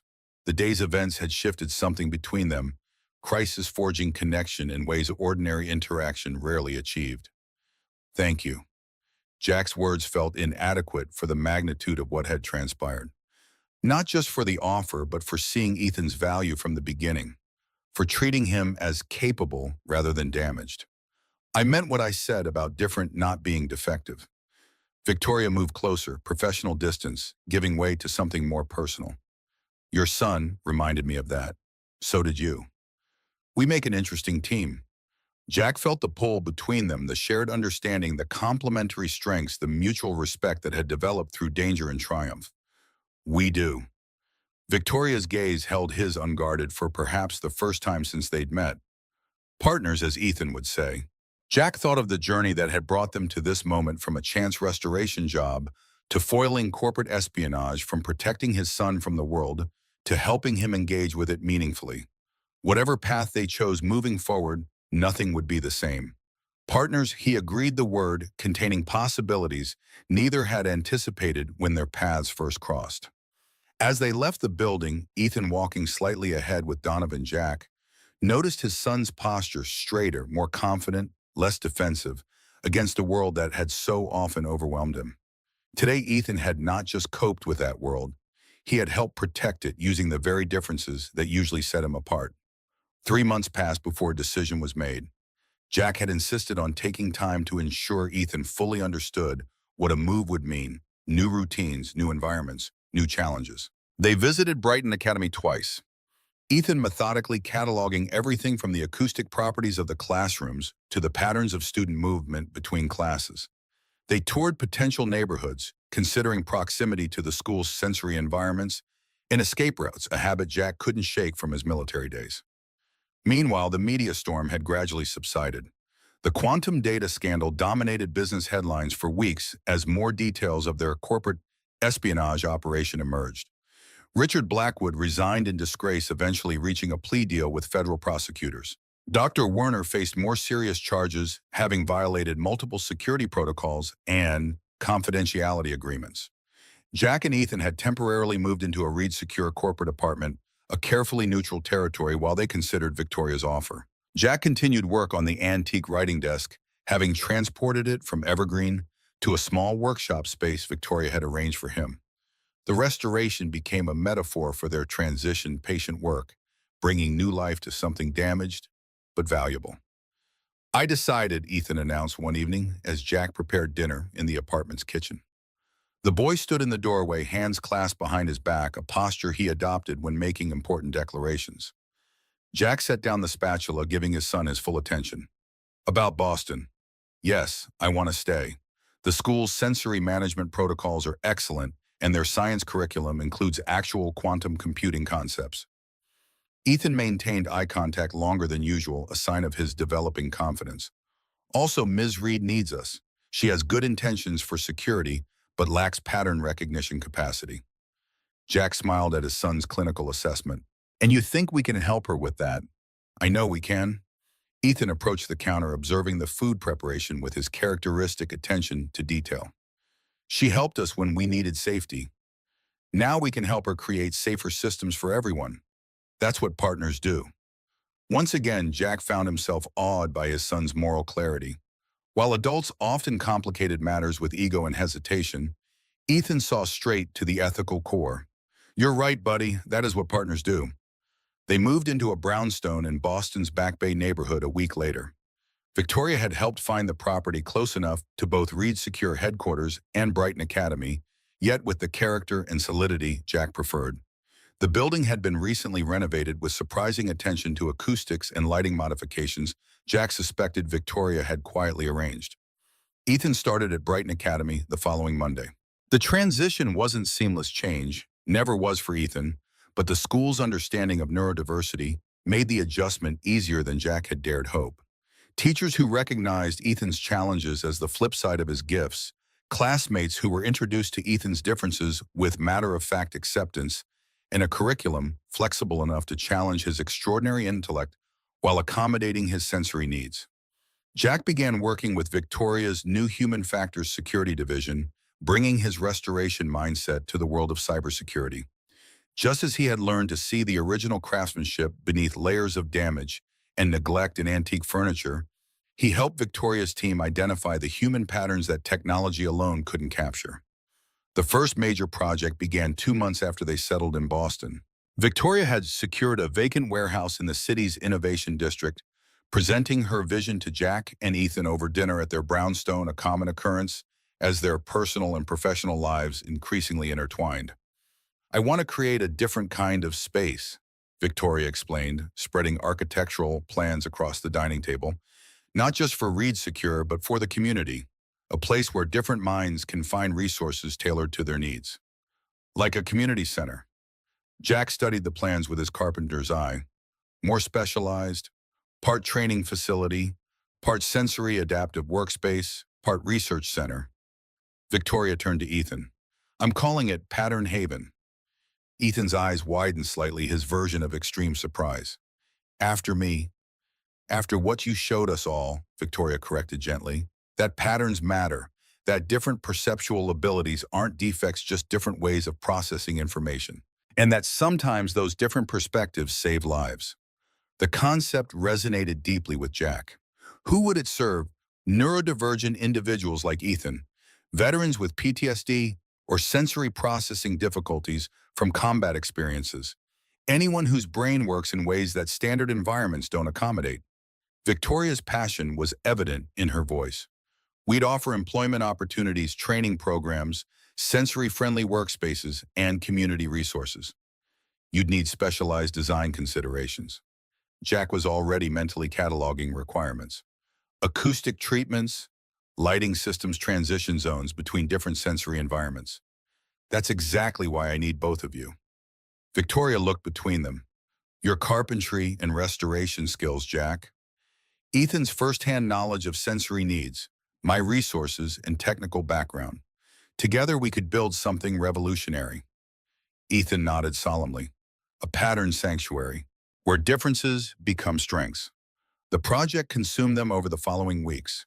Jack oversaw the physical transformation of the warehouse, applying the same meticulous care he brought to furniture restoration, but on a massively larger scale. Custom-built quiet rooms with precise acoustic properties, modular workspaces that could be reconfigured to individual needs, lighting systems with adjustable spectrum and intensity controls, every detail considered through the lens of neurodivergent experience. Ethan became the project's conscience and test subject, spending hours after school evaluating spaces, suggesting modifications, and educating the construction team about sensory considerations most would never have considered. His confidence grew with each interaction, particularly when adults treated his perspectives with the seriousness they deserved. Victoria handled funding partnerships and strategic vision, leveraging Reed Secure's enhanced reputation following the quantum data scandal to secure support from tech companies, veterans organizations, and educational institutions. She frequently joined Jack and Ethan at the construction site, exchanging her executive wardrobe for jeans and work boots, learning basic carpentry skills alongside them. One evening as sunset painted the warehouse in amber light, Jack found Victoria standing alone in what would become the central gathering space. She stood motionless, taking in the partially completed work acoustic ceiling panels, installed specialized lighting fixtures awaiting connection, the bones of something extraordinary taking shape. Having second thoughts, Jack asked, joining her. Just the opposite. Victoria didn't turn, but a smile warmed her voice. I'm wondering why it took me so long to see what was missing in my approach to security, which is the human element, the recognition that technology alone can't solve problems created by human perception and behavior. She finally turned to face him. I spent years building digital walls when what people really needed were better doors, ways to navigate between different perceptual realities. Jack understood completely. Like restoration. You can't force materials to be something they're not. You have to work with their inherent properties, understand their strengths and limitations. Exactly. Victoria's gaze held his, the connection between them deepening with shared purpose. We're not fixing broken people, Jack. We're creating environments where different minds can function optimally. Just what Sarah used to say about Ethan. The memory brought warmth rather than pain. She called it changing the environment, not the child. Your wife was ahead of her time. Victoria moved closer. Ethan is fortunate to have had two parents who understood that. And now he has three people who see his value. Jack held her gaze, acknowledging what had been growing between them for months. We both do. Victoria's hand found his, the touch bridging more than physical distance. Partners in more ways than one. If you're ready for that. Jack had learned caution when it came to relationships, Ethan's needs always coming first. I've been ready since Evergreen. Victoria's directness was one of the qualities he'd come to cherish. But I wanted to be certain you were both ready too. Jack's response was interrupted by the arrival of Ethan, who entered carrying detailed drawings of sensory equipment arrangements for the East Wing. The boy paused, observing their linked hands with his characteristic analytical gaze. You're holding hands. That indicates a romantic relationship development. Ethan's matter-of-fact observation held neither judgment nor surprise. I calculated an 87% probability of this outcome based on interaction patterns over the past 3 months. Jack exchanged an amused glance with Victoria. And how do you feel about that probability becoming reality, buddy? Ethan considered the question with his usual thoroughness. Logically advantageous. Ms. Reed understands my sensory needs without requiring constant explanation. She values my pattern recognition abilities. And you're happier when she's present. Your voice modulation shows reduced stress indicators. That's quite an endorsement. Victoria's voice held suppressed laughter. It's practical analysis, Ethan corrected, already returning his attention to the drawings. Also, I've already adjusted my mental household schema to include her. Changing it back would be inefficient. Later that night, after Ethan had gone to bed, Jack found Victoria on the brownstone's small rooftop deck. The Boston skyline glittered against the darkness, a testament to human engineering and ambition. He's been preparing for this for months, Jack said, joining her. Apparently, we were less subtle than we thought. Or he's simply more perceptive than most people could hope to be. Victoria accepted the coffee he offered. Do you think he's really okay with it? Ethan doesn't say the things he doesn't mean. Jack settled beside her. His emotional processing may be different, but his honesty is absolute. If he had concerns, he'd tell us directly. I've never been part of a family before. Victoria's admission carried vulnerability rarely shown to others. Not since I was 14. I'm not sure I remember how. Neither do I. Jack considered how much had changed since Sarah's death. Ethan and I had to create our own version after Sarah died, and now we're creating something new again with you. Pattern Haven in more ways than one. Victoria leaned against him, the simple contact conveying more than words could express. 6 weeks later, Pattern Haven opened its doors. The morning dawned clear and cool autumn light filtering through the warehouse's restored windows as staff prepared for the ribbon-cutting ceremony. Jack had worked through the night finalizing last-minute details, ensuring every aspect met the exacting standards they'd established. Ethan moved methodically through each space, performing final sensory checks with specialized equipment he and Victoria's engineers had developed. The boy had grown during the project, not just physically, but in confidence and social engagement. Working alongside adults who valued his unique perspectives had transformed him in subtle but profound ways. Victoria joined them in the central atrium, dressed in a tailored suit that managed to project both authority and accessibility. The first guests arrive in an hour. How are we feeling? All sensory parameters within optimal ranges. Ethan reported, consulting his tablet. Sound reflection coefficients at 0.12 or below. Light flicker frequency undetectable. Air circulation creates no perceptible drafts or sound patterns. Perfect, Victoria turned to Jack. In the physical spaces, ready. Jack had been awake for nearly 36 hours, but satisfaction outweighed fatigue. Final safety inspections cleared this morning. All adaptive equipment installed and tested. We're good to go. Then I'd say we've accomplished something extraordinary. Victoria's pride encompassed not just the facility, but the journey that had brought them here. Both of you have made this possible in ways I never could have alone. The opening ceremony drew a diverse crowd: tech industry representatives, veterans organizations, educational specialists, families with neurodivergent members, and media covering what many were calling a revolutionary approach to inclusive design. Jack stayed in the background, more comfortable with creation than celebration, while Victoria handled the formal presentations with her characteristic poise. Ethan surprisingly chose to speak briefly, a monumental step for a boy who had once hidden under desks when asked to participate in class discussions. He explained Pattern Haven's sensory considerations in precise technical language that somehow conveyed the profound emotional impact of spaces designed for minds like his. When he finished, the applause was genuine and sustained. As guests toured the facility, Jack observed their reactions. The wonder on parents' faces when their sensory-sensitive children moved comfortably through spaces designed with their needs in mind. The visible relaxation of veterans as they encountered environments that didn't trigger hypervigilance. The excitement of neurodivergent adults discovering workspaces that accommodated rather than challenged their perceptual differences.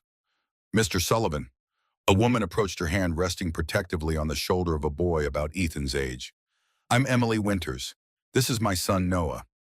Jack recognized the surname immediately. Any relation to Principal Winters at Oak Ridge Elementary?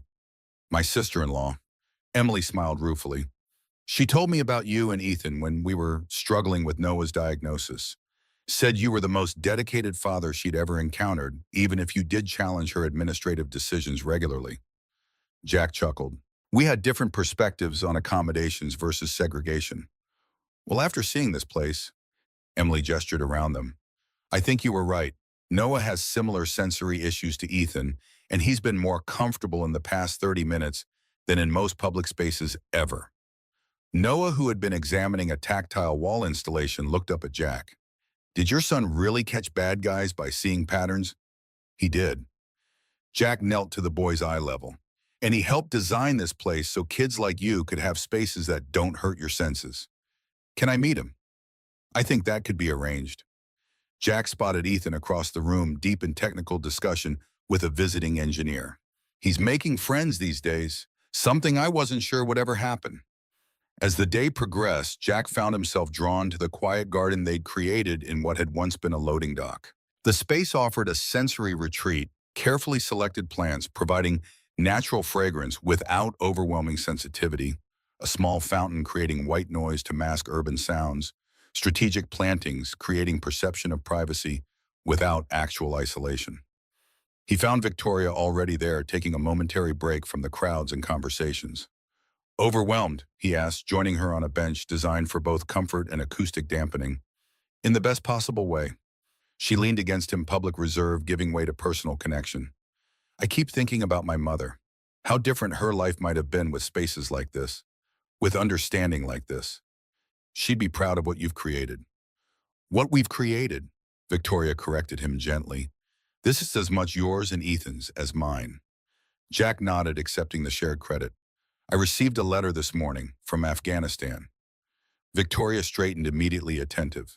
Kandahar, the family I told you about. The father's brother survived. He's a doctor, now working with an international medical organization.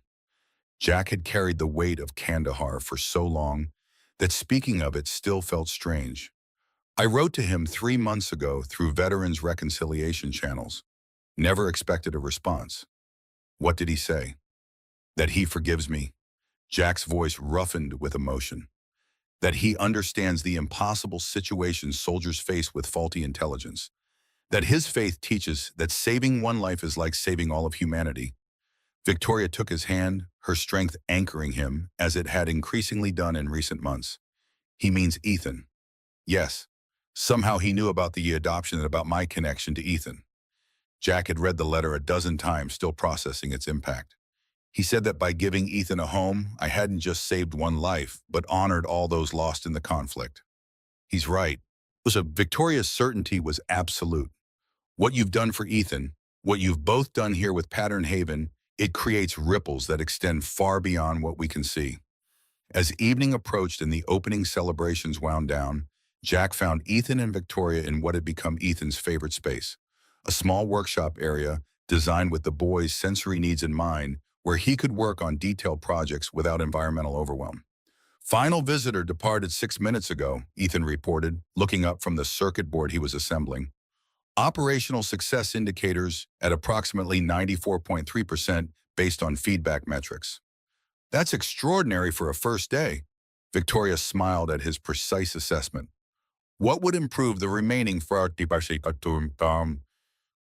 minor adjustments to the southeast lighting grid, 2 degrees reduction in ambient temperature in the multimedia room, additional sound dampening in the transition corridor between active and quiet zones.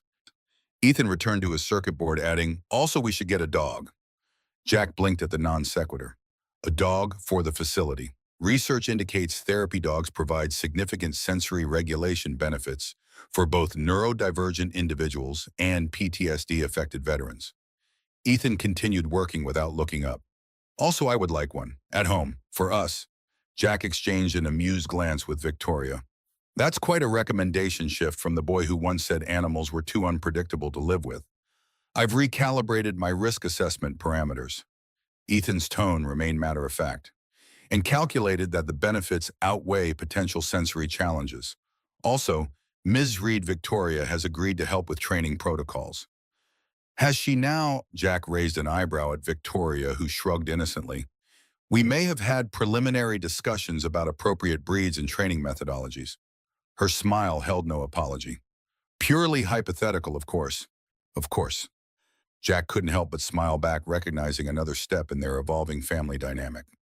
Well, I suppose Pattern Haven could use a therapy dog. And maybe our home, too. Ethan looked up, a rare smile brightening his face. Both environments would benefit from the addition. It's logical optimization. Later that evening, as they walked home through Boston's historic streets, Ethan slightly ahead, cataloging architectural features as was his habit. Jack felt a sense of completion he hadn't experienced since before Sarah's illness. The antique writing desk had been finished the previous week, restored to its original beauty, with patience and respect for its inherent qualities. Pattern Haven had opened its doors, offering sanctuary to minds that process the world differently. And somehow, improbably, he and Ethan had found not just safety, but belonging. What are you thinking? Victoria asked, her hand warm in his despite the autumn chill. About restoration. Jack watched his son moving confidently through the world that had once overwhelmed him. Not just fixing what's broken, but revealing the strength and beauty that was there all along. In antiques and spaces, Victoria followed his gaze to Ethan. In people, in all of it. Jack squeezed her hand gently. Sometimes what looks broken is just waiting for the right environment, the right tools, the right touch to reveal its true value. Like an antique desk with water damage, Victoria smiled. Or a boy who hears sounds others can't.